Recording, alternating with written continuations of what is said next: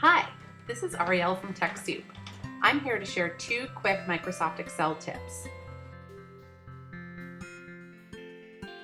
The great and also sometimes confusing thing about Excel is that there's usually more than one way to do something. And usually both ways are totally okay. It's just a matter of your personal preference.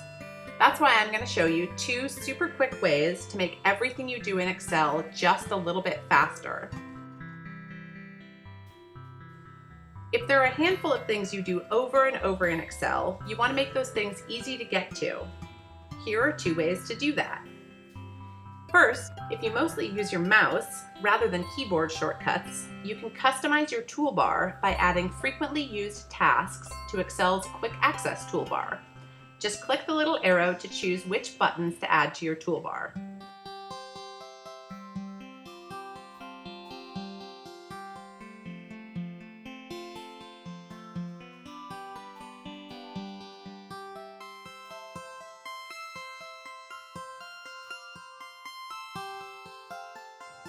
I've added filter, delete rows, and insert sheet rows because those are some of the commands that I use most often.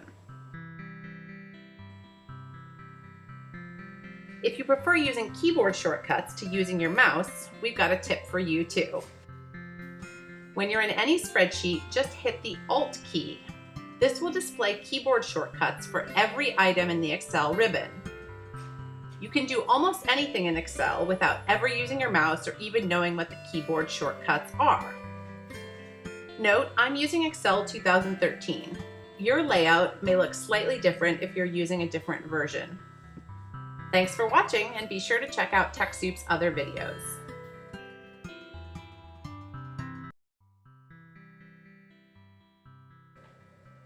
Hi, this is Arielle from TechSoup.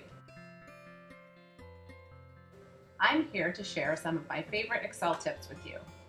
This series of tips I call Friends Don't Let Friends Scroll in Excel. If you want to go to the bottom corner of your spreadsheet, you can scroll down and to the right, or you can just use a keyboard shortcut. If you hit Control and End on your keyboard, you jump to the bottom right corner of your worksheet. Similarly, if you want to go to the top of your spreadsheet, you can scroll around a lot, or you can hit Control and Home on your keyboard to jump to the top left corner of your spreadsheet. You can also use keyboard shortcuts to select data. If you hit Control and Shift on your keyboard with your left hand and the down arrow key with your right hand, this will select the entire column of data. You can do the same thing from the bottom of your spreadsheet by hitting Control and Shift with your left hand and the up arrow with your right hand. This will come in handy in just a second. If you want to copy something all the way to the end of a column, you can click on the bottom corner and drag down, but that can be kind of a bummer and take a long time if your spreadsheet's really long. You'll just be scrolling endlessly. Instead, you can use autofill to copy data to the end of your column. To autofill, you just hold your cursor over the bottom right corner of a cell until it changes to a plus sign. Then you just double click and this will automatically autofill or copy the contents of the cell to the end of the column. If you want to paste a formula or any other data all the way to the end of a column and autofill won't work for some reason, you just copy the cell with the formula in it, scroll to the bottom of your sheet, click on the last cell in that column, then hold Control and Shift with your left hand and hit the up arrow with your right hand. That was the tip I showed you earlier. This will select the entire column from the bottom cell to the top cell. Then you just keep holding the Shift key down and hit the down arrow once. This selects everything in the column except for the cell that you're copying. And then you just hit Paste. I hope these tips help you break your scrolling habit and make your work in Excel a little bit more efficient. Thanks for watching, and be sure to check out our other videos for more quick tips.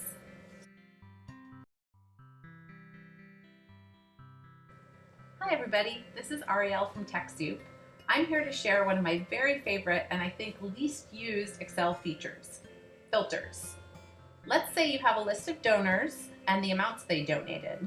If you only want to see rows with certain values, for example, particular donor or donations over or under a certain dollar amount, you can use filters to do that.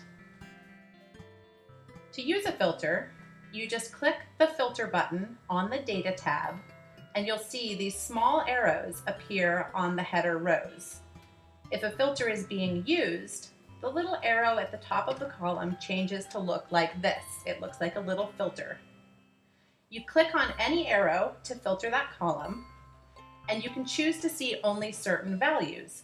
So for example, in this case, I'm going to choose to only look at donations for programs in a certain region. Once I click that region, the list changes to only show rows that have that region listed. Now, depending on what data you have in a column, you'll have different filter options available. The region column in this spreadsheet is a text column, meaning it has words in it, so the filter options I have are text-based filters.